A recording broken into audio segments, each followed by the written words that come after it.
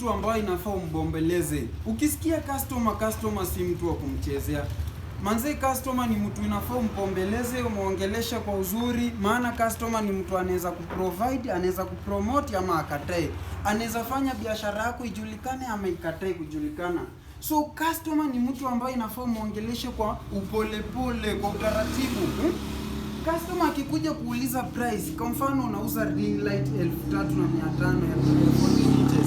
Wewe mwambie customer karibu, hii inauza 3500 lakini nitakupunguzia price, nitakufanyia hivi na hivi. So guys, customer ni mtu ambaye inafaa unaongea na yeye kwa umakini.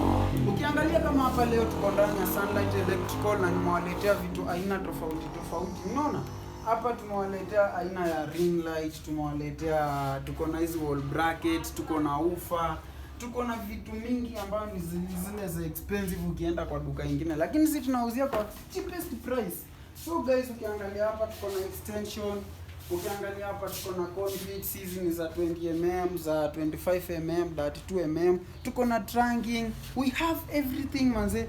Ukitaka kupata kitu kwa bei rahisi, kuja ndani ya Sunlight Electrical. We located at Ruiru behind Spar Mall next PCA Church. Na ukifika hapo utapata Mr. Okwash, kijana wenye ambaye alikuwa kiwete, sasa sio kiwete. Thank you very important kwa wale mmenitazama na kunisikiza. Next time tukutane.